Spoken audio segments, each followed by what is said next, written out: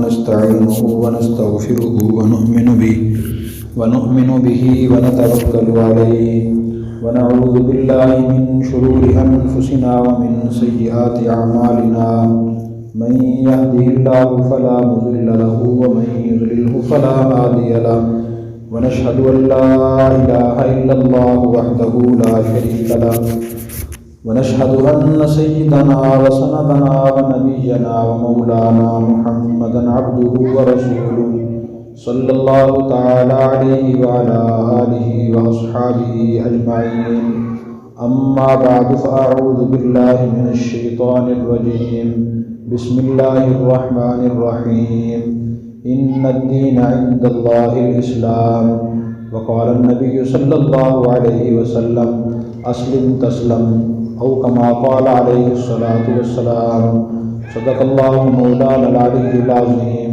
وصدق رسوله النبي الكريم ونحن على ذلك من الشاهدين والشاكرين والحمد لله رب العالمين۔ محترم سامعین اور میری ماں اور بہنوں، اللہ تبارک و تعالیٰ نے اس ساری کائنات کو پیدا فرمایا۔ اس کائنات میں آسمان بھی ہیں، زمینیں بھی ہیں، پہاڑ بھی ہیں، درخت بھی ہیں، دریا بھی ہیں، سمندر بھی ہیں اور انسان بھی ہے۔ اللہ تعالیٰ نے اس ساری مخلوقات میں سے صرف انسان کو مکلف بنایا ہے۔ مکلف کا مطلب یہ ہے کہ انسان کو کسی بھی دور میں اللہ نے آزاد نہیں چھوڑا کہ وہ زندگی جس طرح چاہے گزارے، جیسے دل چاہے کھانا کھائے، جو چیز دل چاہے کھائے، جس وقت چاہے سو جائے، جس وقت چاہے اٹھ جائے، جو بات دل میں آئے بول دے، جہاں ہاتھ استعمال کرنے کو دل چاہے ہاتھ استعمال کر لے۔ اللہ نے آزاد نہیں چھوڑا، بلکہ اس کو زندگی گزارنے کا طریقہ بتایا، ایک خاص طریقہ بتایا کہ ہر کام اس طریقے سے آپ نے کرنا ہے۔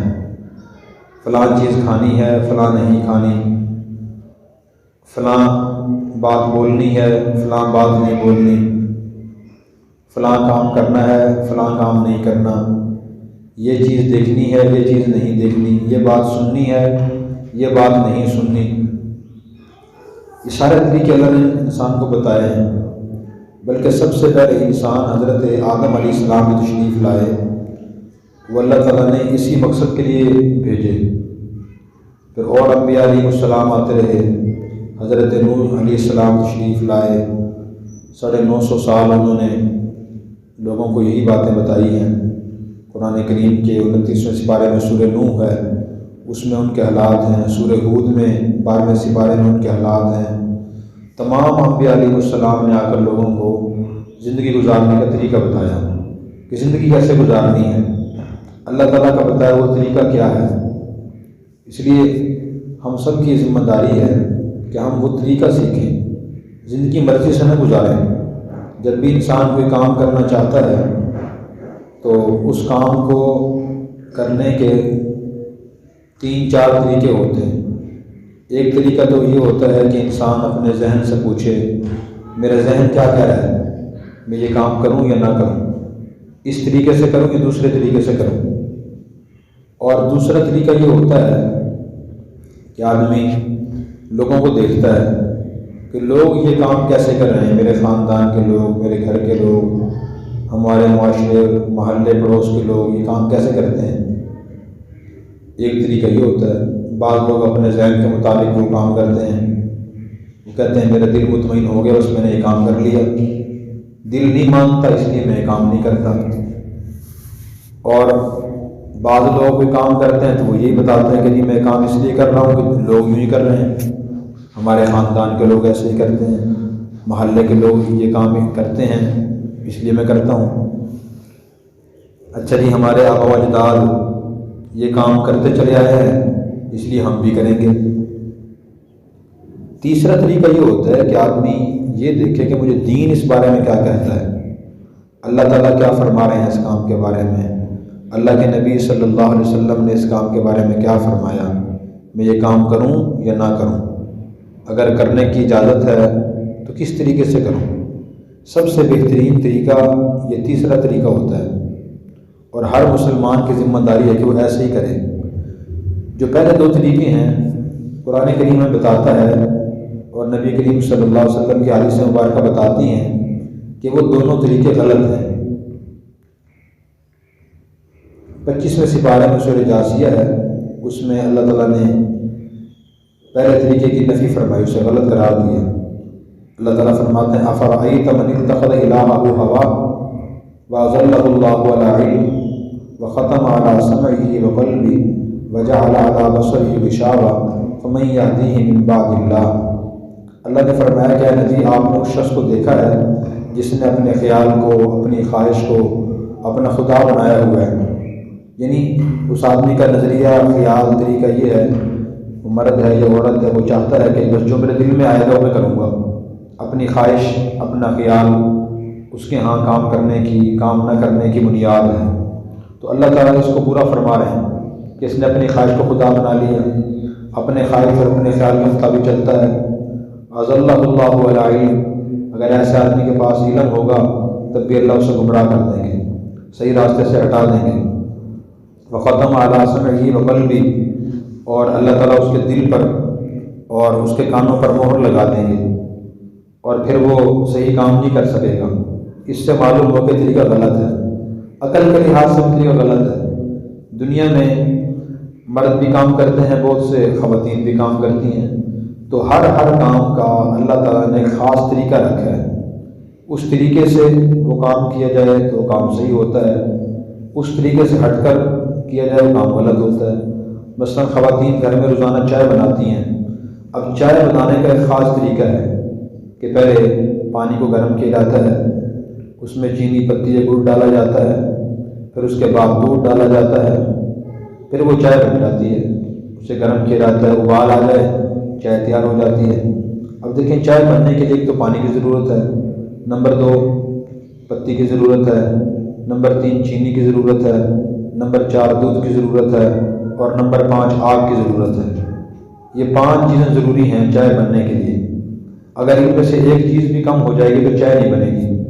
مثلا چائے میں پتی نہ ڈالی جائے تو چائے نہیں بنے گی، صرف پتی ڈال کر پانی کو گرم کیا جائے، دودھ نہ ڈالا جائے، وہ قہوہ بن جائے گا، چائے نہیں بنے گی۔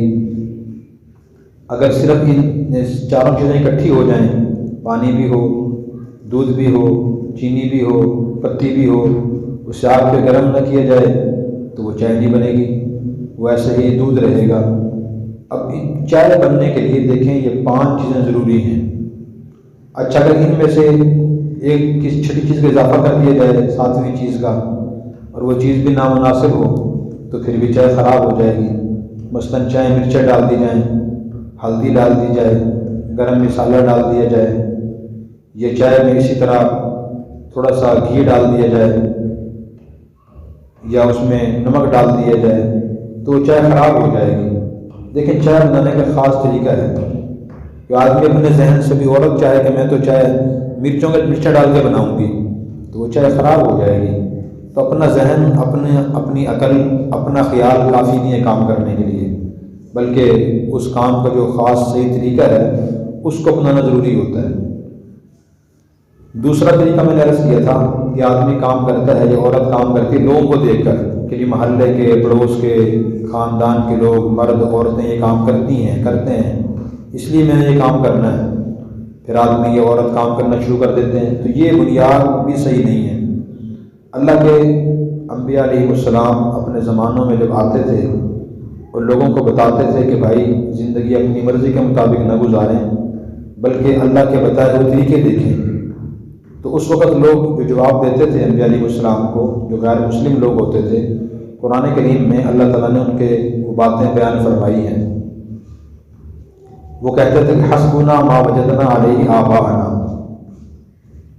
وَإِذَا قِيلَ لَهُمُ اتَّبِعُوا مَا أَنزَلَ اللَّهُ وَإِلَى الرَّسُولِ قَالُوا حَسْبُنَا مَا وَجَدْنَا عَلَيْهِ آبَاءَنَا۔ یہ قرآن کریم کی آیت ہے کہ جب غیر مسلموں سے انبیاء علیہ السلام فرماتے کہ تم اللہ کے بتائے ہوئے طریقوں کے مطابق چلو، ان کی اتباع و پیروی کرو، زندگی ان کے مطابق گزارو، تو وہ کہتے تھے کہ ہمارے آبا و اجداد جس طریقے سے کام کرتے چلے آئے ہیں ہم تو اسی طرح کریں گے۔ اس کے بعد اللہ نے فرمایا وَلَوْ كَانَ آبَاؤُهُمْ لَا يَعْقِلُونَ شَيْئًا وَلَا يَهْتَدُونَ، اگرچہ ان کے اباء و اجداد کوئی علم والے نہیں تھے، دیندار نہیں تھے، تو کیا پھر بھی یہ لوگ انہیں کی پیروی کریں گے؟ یہ سوال پیدا ہوتا ہے۔ تو اللہ نے سوال کیا ہے تو اس کا جواب یہی ہے کہ نہیں، پھر تو ان کی پیروی نہیں کی جائے گی۔ تو سب سے پہلا مسلمان کے ذمہ کام یہ ہے کہ وہ یہ طے کرے کہ میں نے اپنی زندگی اللہ اور اس کے رسول اور دین کی تعلیمات کے مطابق گزارنے کی کوشش کرنی ہے۔ جب ایک مسلمان یہ طے کر لیتا ہے تو گویا کہ وہ صحیح معنی میں مسلمان بننے کی ایک اینٹ اور بنیاد رکھ دیتا ہے۔ جو پہلے سے یہ طے نہیں کرتا، جیسے میں نے پہلے بتایا، کہتا ہے میرا دل نہیں مانتا اس لیے میں کام نہیں کرتا، میرے دل نے کہا یہ کام کر لو تو میں نے کر لیا، یہ لوگ کرتے ہیں اس لیے میں کام کر رہا ہوں، لوگ نہیں کرتے اس لیے میں کام نہیں کر رہا ہوں، تو وہ آدمی صحیح معنی میں مسلمان نہیں بن سکتا۔ ہمارا مذہب اسلام ہے اور ہم مسلمان ہیں۔ اسلام کا معنی ہی فرما برداری کرنا ہے، تابع داری کرنا، فرما برداری کرنا، اور مسلمان کا معنی ہے فرما برداری کرنے والا۔ تو جو شخص اللہ اور اس کے رسول کی فرما برداری کرنے کی ہر کام میں کوشش کرتا ہے تو وہ تو صحیح معنی میں مسلمان ہے، اور جو کوشش ہی نہیں کرتا، جس نے آج تک نیت ہی نہیں کی، ارادہ ہی نہیں کیا، بلکہ اس کی باتیں یہی ہیں کہ میرا دل نہیں مانتا، یا میرا دل کہتا ہے یہ کام کر لو، اس کا مطلب یہ کہ وہ دل کی بات مانتا ہے، دل کا بندہ ہے، اللہ کا بندہ نہیں ہے، وہ مسلمان صحیح معنی میں نہیں ہے۔ وہ تو اپنی بات مانتا ہے، اب اس کے دل میں خیالات شیطان بھی ڈالتا ہے اور دوسرے غلط خیالات بھی آتے رہتے ہیں، شیطان بھی ساتھ لگا ہوا ہے، مسلسل انسان کو گمراہ کرنے کی کوشش کرتا ہے۔ جب اللہ تعالیٰ نے حضرت آدم علیہ السلام اور حضرت حوا علیہ السلام کو جنت سے دنیا میں بھیجا تھا تو اس وقت شیطان نے کہا تھا وَلَأُضِلَّنَّهُمْ وَلَأُمَنِّيَنَّهُمْ کہ میں آدم کی اولاد کو، مردوں کو، عورتوں کو صحیح راستے سے ہٹانے کی پوری کوشش کروں گا، اور اس نے پھر یہ بھی کہا تھا ثُمَّ لَآتِيَنَّهُمْ مِنْ بَيْنِ أَيْدِيهِمْ وَمِنْ خَلْفِهِمْ وَعَنْ أَيْمَانِهِمْ وَعَنْ شَمَائِلِهِمْ وَلَا تَجِدُ أَكْثَرَهُمْ شَاكِرِينَ کہ اے اللہ آپ نے مجھے آدم کی وجہ سے جنت سے نکالا ہے تو میں آدم کی اولاد کو، مردوں کو، عورتوں کو صحیح راستے سے ہٹاؤں گا، غلط راستے پہ ڈالوں گا۔ غلط راستے پہ ڈالنے کے لیے میں دائیں طرف سے بھی ان کے آؤں گا، ان کے بائیں طرف سے بھی آؤں گا، ان کے سامنے سے بھی آؤں گا، ان کے پیچھے سے بھی آؤں گا، اور ہر طرح سے ان کو گمراہ کرنے کی کوشش کروں گا۔ تو اگر ایک مسلمان یہ طے نہیں کرتا کہ میں دین کی بات مان کے چلوں گا، پھر یا تو وہ شیطان کی بات مانے گا یا اپنے نفس کی بات مانے گا، اور وہ صحیح راستے سے ہٹ جائے گا۔ اس لیے سب سے پہلی ذمہ داری یہ ہے کہ ہم یہ طے کریں ہم نے دین اسلام کی بات مان کر چلنا ہے، ہر کام میں یہ دیکھنا ہے کہ اس کام کے بارے میں اللہ رسول کیا کہتے ہیں۔ ہم سورہ فاتحہ ہر نماز کی ہر رکعت میں پڑھتے ہیں، اس میں ایک آیت یہ بھی ہے اہدنا الصراط المستقیم، اے اللہ ہمیں سیدھا راستہ دکھا۔ سیدھا راستہ ہمیں ہر کام میں دیکھنے کی ضرورت ہے۔ اگر ہم بول رہے ہیں اس میں سیدھا راستہ دیکھنے کی ضرورت ہے کہ جو بات میں بول رہا ہوں وہ صحیح ہے یا غلط، اور دین نے اسے صحیح قرار دیا ہے یا غلط قرار دیا ہے۔ اگر ہم کوئی چیز کوئی بات سن رہے ہیں اس میں سیدھے راستے کی ضرورت ہے۔ اگر ہم اپنے دل میں خیالات لے کر آ رہے ہیں تو ان کے بارے میں بھی ہدایت کی ضرورت ہے کہ اچھے خیالات دل میں اور دماغ میں رکھیں، برے خیالات نہ آنے دیں۔ اگر ہم کہیں جا رہے ہیں، ہاتھ سے کام کر رہے ہیں، اس میں بھی ہدایت کی ضرورت ہے کہ ہم یہ دیکھیں کہ اس کام کے بارے میں صحیح طریقہ اور صحیح راستہ ہمیں دین اسلام نے کیا بتایا ہے۔ اگر ہم یہ آیت سوچ کر پڑھیں اور روزانہ سوچ کر پڑھیں کہ ہم اس میں اللہ تعالیٰ سے کیا سوال کر رہے ہیں، اللہ ہمیں سیدھا راستہ دکھا، وہ سیدھا راستہ کون سا ہے، اور سوچنا شروع کر دیں ہر کام سے پہلے، ہر بات سے پہلے، تو ہماری زندگی میں انقلاب برپا ہو جائے گا۔ نبی کریم صلی اللہ علیہ وسلم، تمام انبیاء علیہ السلام، صحابہ کرام، سب کا یہ مزاج تھا، ہر کام کے بارے میں وہ یہ دیکھتے تھے کہ اس بارے میں دین کیا کہتا ہے۔ جو دین کہتا تھا وہ اس کے مطابق چلتے تھے، اور جتنے بھی غیر مسلم دنیا سے گزرے ہیں، کافر گزرے ہیں یا اب دنیا میں موجود ہیں، ان میں اور مسلمانوں میں بڑا فرق یہی ہوتا ہے۔ غیر مسلم یہ کہتا ہے کہ جو میرا دل چاہے گا وہ کروں گا، جس کام کو دل چاہے گا وہ کام کروں گا، جس کام کو دل نہیں چاہے گا وہ کام نہیں کروں گا، اور جس کام کو جس طریقے سے کرنے کا دل چاہے گا اس طریقے سے کروں گا میں، یا جس طریقے سے لوگ کر رہے ہیں ویسے کروں گا۔ تو سب سے پہلی بات ہے اپنی اس بات کی اصلاح کریں۔ اب صحابہ کرام کو دیکھیں کہ صحابہ کرام ہر کام میں یہی دیکھتے تھے کہ اس کام کے بارے میں اللہ رسول نے کیا فرمایا۔ میں اس کے بارے میں کچھ باتیں عرض کر دیتا ہوں، صحابہ کرام کے 2 واقعات بتا دیتا ہوں۔ نبی کریم صلی اللہ علیہ وسلم جب نبی بن کر دنیا میں تشریف لائے تو آپ نے لوگوں کو فرمایا کہ بتوں کی عبادت نہ کرو۔ لوگ بتوں کی عبادت کرتے تھے، تو اللہ کے نبی نے سمجھایا کہ بھی اللہ کی عبادت کرنی چاہیے، اور اللہ تعالیٰ نے نبی کریم صلی اللہ علیہ وسلم سے فرمایا کو سمجھائیں، ان سے یہ پوچھیں امن خلق السماوات والارض، کہ یہ ان سے پوچھیں کہ آسمان کس نے پیدا کیے، زمینیں کس نے پیدا کی، اور پہاڑ کس نے پیدا کیے، یہ دریا کس نے بہائے ہیں، درخت کس نے پیدا کیے ہیں، اولاد کون دیتا ہے، اور انسان کو زندگی اور موت کون دیتا ہے؟ تو سب لوگ کہتے تھے اللہ دیتا ہے۔ تو اللہ کے نبی فرماتے تھے کہ جب یہ ساری چیزیں اللہ پیدا کرتے ہیں، تمہیں اللہ نے پیدا کیا ہے، تو عبادت کے لائق بھی تو وہی ہے۔ اب جن لوگوں کو یہ بات سمجھ آ گئی انہوں نے بتوں کی عبادت کرنا چھوڑ دی اور اللہ کی عبادت کرنا شروع کر دی، اور جن لوگوں نے کہا کہ نہیں ہمارے بڑے آبا و اجداد کیونکہ بتوں کی عبادت کرتے رہے ہم انہیں کی عبادت کریں گے، وہ لوگ گمراہ قرار دیے گئے اور وہ غیر مسلم رہے، وہ جہنم میں جائیں گے۔ حضرت فاروق اعظم رضی اللہ تعالیٰ عنہ کے جو اسلام قبول کرنے کا واقعہ ہے وہ بھی مردوں کے لیے عورتوں کے لیے بڑا سبق آموز ہے۔ وہ دیکھیں کہ ان کی بہن کا نام حضرت فاطمہ تھا، تو ایک مرتبہ حضرت فاروق اعظم رضی اللہ عنہ اور دوسرے غیر مسلم بیٹھے ہوئے تھے، اس وقت تک کہ مسلمان نہیں ہوئے تھے، تو مذہب اسلام مکہ میں تیزی سے پھیل رہا تھا۔ تو ابو جہل، عتبہ اور دوسرے لوگوں نے مشورہ کیا کہ یہ مذہب تو تیزی سے پھیل رہا ہے اور ہمارے لوگ اپنے جدی پشتی طریقے چھوڑ کر اس نئے مذہب میں داخل ہو رہے ہیں، کیا کرنا چاہیے اس کا؟ سب نے بیٹھ کر مشورہ کیا۔ انہوں نے کہا کہ جی معاذ اللہ محمد صلی اللہ علیہ وسلم قتل کر دینا چاہیے، اگر یہ قتل ہو گئے تو یہ مذہب پھیلنا ختم ہو جائے گا۔ پھر انہوں نے کہا کہ یہ کام کون کرے گا؟ تو فاروق اعظم رضی اللہ عنہ نے فرمایا کہ میں کام کروں گا۔ سب نے کہا کہ واقعی آپ بڑے جرأت مند اور بہادر ہیں، آپ یہ کام کر سکتے ہیں۔ حضرت عمر تلوار لے کر چلے، راستے میں ایک مسلمان انہیں مل گئے، پوچھا کہاں جا رہے ہو؟ کہا میں محمد کو قتل کرنے جا رہا ہوں۔ تو ان صحابی رسول نے ان سے فرمایا کہ محمد کی خبر تو بعد میں لینا، پہلے جا کر اپنے گھر کی خبر تو لو، تمہارے گھر میں بھی اسلام داخل ہو چکا ہے، تمہارے بہنوئی اور تمہاری بہن مسلمان ہو چکی ہیں۔ چنانچہ یہ اپنے وہیں سے راستہ بدل کر بہن بہنوئی گھر گئے اور جا کر دروازے پہ دستک دی، اندر سے کچھ پڑھنے کی آواز آ رہی تھی۔ حضرت خباب بن ارت رضی اللہ عنہ میاں بیوی قرآن کریم پڑھا رہے تھے۔ تو دیکھیں کتنی فکر تھی، عورت بھی پڑھ رہی تھی، شادی شدہ عورت، اور اس کا شوہر بھی قرآن کریم پڑھ رہا تھا۔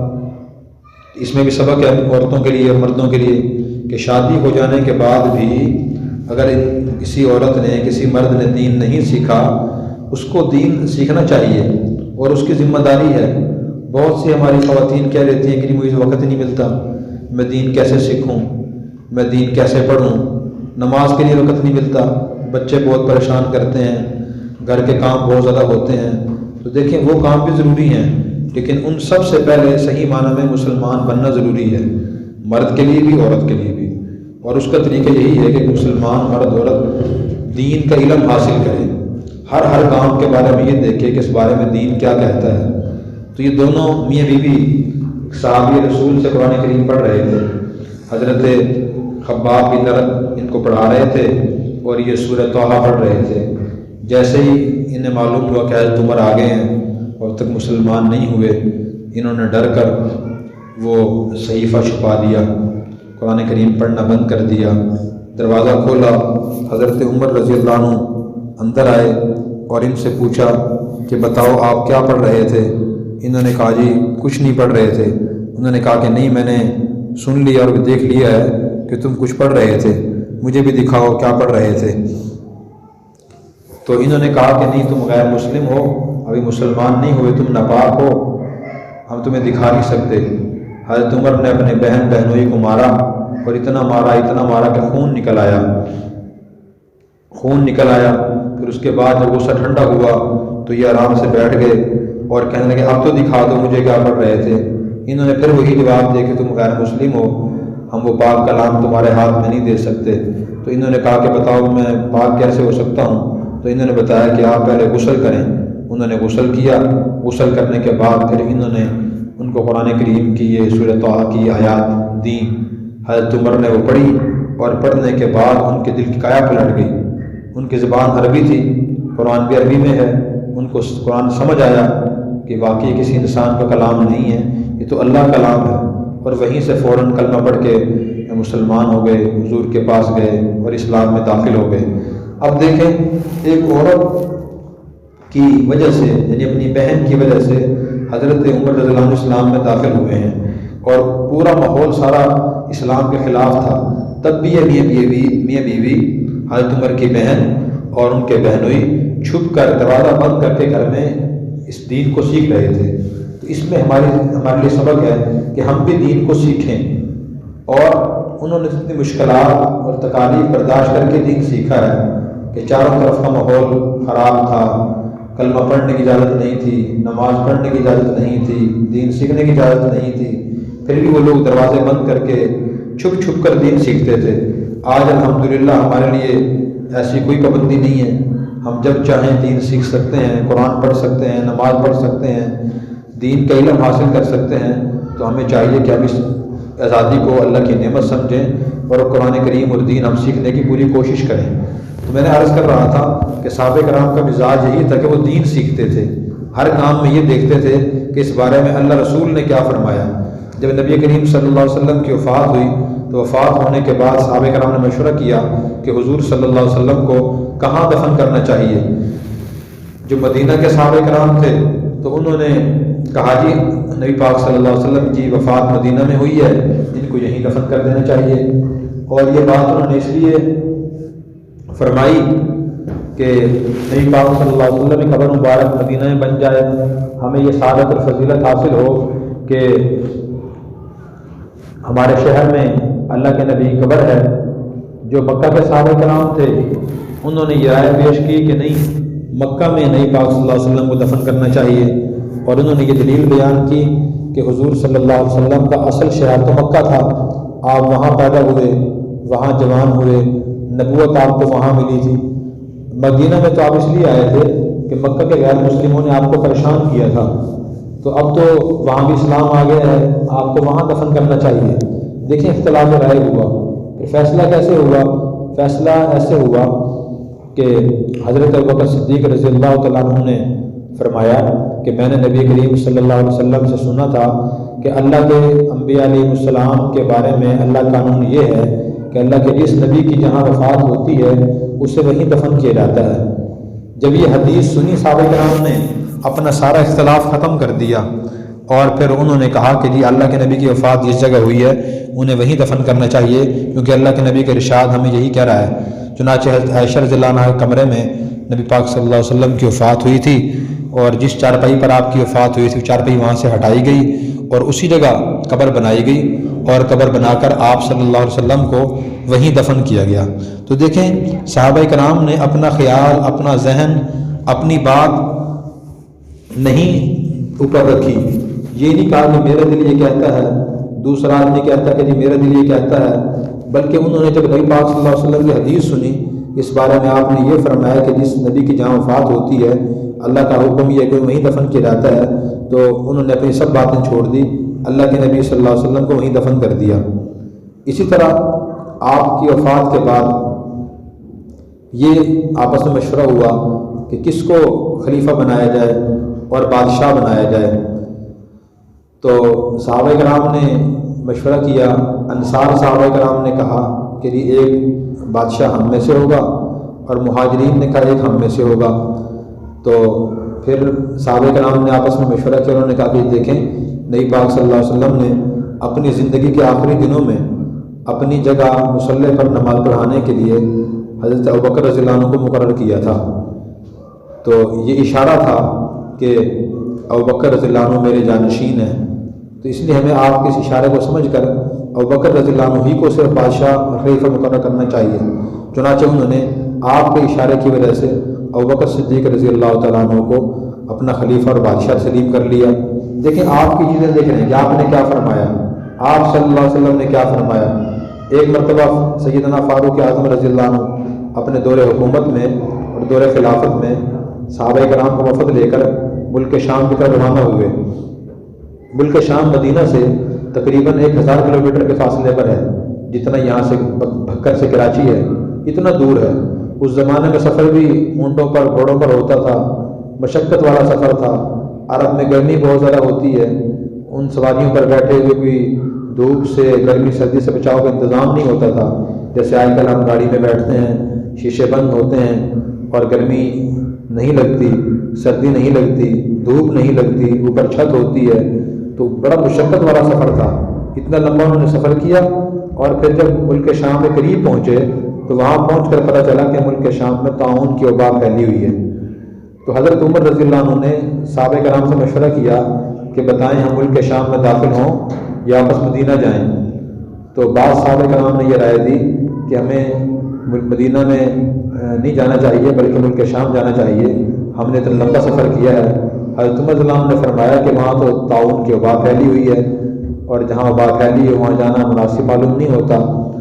تو پھر جنہوں نے یہ رائے دی تھی کہ ملک شام جانا چاہیے، انہوں نے کہا جی کہ موت کا وقت تو اللہ نے لکھا ہوا ہے، اسی وقت موت آئے گی، اس سے پہلے موت نہیں آ سکتی، اس لیے ہمیں ڈرنا نہیں چاہیے، ملک شام جانا چاہیے۔ دوسرے بات صحابہ کرام نے رائے یہ دی کہ نہیں، دیکھیں موت کا وقت تو مقرر ہے لیکن انسان کو احتیاط بھی کرنی چاہیے، اس لیے ہمیں ملک شام کے بجائے واپس مدینہ جانا چاہیے۔ سیدنا فاروق اعظم رضی اللہ عنہ نے ان سے فرمایا کہ بھئی اپنے ذہن اور اپنی عقل سے بھی بات بیان نہ کریں، اس بارے میں کسی شخص کے پاس قرآن کریم میں کوئی آیت ہو جو ہماری رہنمائی کرتی ہو، یا نبی پاک کی حدیث ہو ہماری رہنمائی کرتی ہو، وہ مجھے بتائیں۔ چنانچہ حضرت عبد الرحمن بن عوف رضی اللہ عنہ نے فرمایا کہ میں نے نبی کریم صلی اللہ علیہ وسلم سے سنا تھا، آپ نے ارشاد فرمایا کہ جس علاقے میں طاعون یا کوئی اور وبائی بیماری پھیلی ہوئی ہو، جو لوگ پہلے سے علاقے میں موجود ہوں وہ موت کے ڈر سے علاقہ نہ چھوڑیں، اور جو لوگ علاقے سے باہر ہوں تو اس علاقے میں داخل نہ ہوں۔ جب عبد الرحمن بن عوف رضی اللہ عنہ نے یہ حدیث بیان کی تو حضرت عمر رضی اللہ عنہ نے فرمایا کہ اس حدیث نے ہمارا فیصلہ کر دیا، چونکہ ابھی ہم ملک شام میں داخل نہیں ہوئے، اس لیے ہمیں اس نبی پاک صلی اللہ علیہ وسلم کی حدیث کی وجہ سے واپس مدینہ جانا چاہیے۔ چنانچہ اس حدیث کی وجہ سے اس کو پیش نظر رکھ کر حضرت عمر رضی اللہ عنہ صحابہ کرام کو لے کر ملک شام میں جانے کے بجائے واپس مدینہ آ گئے۔ تو دیکھیں صحابہ کرام ہر کام میں یہ دیکھتے تھے کہ اس بارے میں ہمیں دین کیا کہتا ہے، قرآن کریم کی آیت کیا کہتی ہے۔ جو آیت سامنے آتی، حدیث سامنے آتی، وہ اس کے مطابق عمل کیا کرتے تھے، اپنے ذہن کے مطابق عمل نہیں کرتے تھے۔ اس لیے آج کی گفتگو خلاصہ یہ ہوا کہ ہر مرد مسلمان عورت آج سے یہ تہیہ کرے اور عزم کرے کہ میں نے زندگی اپنی مرضی سے، اپنے خیالات کے مطابق، اپنی خواہشات کے مطابق، لوگوں کو دیکھ دیکھ کر نہیں گزارنی، بلکہ میں نے آج سے کوشش کرنی ہے کہ اپنے ہر کام میں ہم دین کو دیکھ کر عمل کریں گے۔ جیسے ہم نماز دین کے مطابق پڑھتے ہیں، وضو کرتے ہیں، دین نے فرمایا وضو کرو، اور دین نے کہا کہ اس کے بعد پھر آپ قبلہ رخ ہو کھڑے ہوں۔ جب آپ نماز پڑھتے تو جگہ بھی پاک صاف ہونی چاہیے، کپڑے بھی پاک صاف ہونے چاہیے، جسم بھی پاک ہونا چاہیے، اور پھر ہاتھ کانوں تک اٹھانے ہیں، پھر وہ ہاتھ باندھنے ہیں، ثنا پڑھنی ہے، اعوذ باللہ بسم اللہ پڑھنی ہے، سورہ فاتحہ پڑھنی ہے، اور سورت پڑھنی ہے، رکوع کرنا ہے۔ اب یہ ساری نماز ہم دین کے بتائے ہوئے طریقے کے مطابق پڑھتے ہیں۔ اگر کوئی مرد کوئی عورت ان میں سے ایک چیز چھوڑ دے، ہمیں عجیب معلوم ہوگا کہ بھی آپ نماز تو پڑھ رہی ہیں، وضو کیوں نہیں کیا آپ نے؟ وضو تو ضروری ہے نماز کے لیے۔ وضو کس نے بتایا؟ دین نے بتایا وضو کرنا ضروری ہے۔ اگر کوئی شخص نماز پڑھتے ہوئے اپنا رخ قبلے کی طرف نہ کرے، شمال جنوب یا مشرق کی طرف کر لے، ہمیں بڑا عجیب معلوم ہوگا کہ بھئی آپ یہ نماز کیسے پڑھ رہی ہیں، نماز کیسے پڑھ رہے ہیں۔ نماز صحیح ہونے کے لیے تو قبلے کی طرف رخ کرنا ضروری ہے۔ تو جیسے ہم نماز دین کے مطابق پڑھتے ہیں، اسی طرح ہمیں ضرورت ہے کہ ہم زندگی کا ہر کام دین کے مطابق کریں۔ جس دین نے ہمیں نماز کا طریقہ بتایا ہے، روزے کا طریقہ بتایا، حج کا طریقہ بتایا، اور یہ بتایا کہ بکری حلال ہے، کتا حرام ہے، اور پانی اور مالٹے کا، سیب کا، کیلے کا، انار کا جوس حلال ہے، شراب حرام ہے، اسی دین نے ہمیں یہ بتایا ہے کہ زندگی کا ہر کام ہمیں دین کے مطابق کرنا ہے۔ تو الحمدللہ یہ مجلس جو اتوار کو رکھی گئی ہے، اس کا مقصد بھی یہی ہے کہ ہم اور آپ یہاں بیٹھ کر دین کی باتیں کہیں اور سنیں اور دین کو دیکھیں، دین کو پہچانیں اور زندگی آہستہ آہستہ اس کے مطابق بنانے کی کوشش کریں۔ تو آپ سب حضرات سے گزارش یہ ہے کہ آپ خود بھی آیا کریں، اپنے محلے پڑوس کی جو اور عورتیں ہیں، بوڑھی ہیں، جوان ہیں اور سمجھدار بچیاں ہیں، شادی شدہ ہیں، غیر شادی شدہ ہیں، ان سب کو بھی لایا کریں تاکہ وہ دین کی بات سنیں اور ہم صحیح معنی مسلمان بن سکیں۔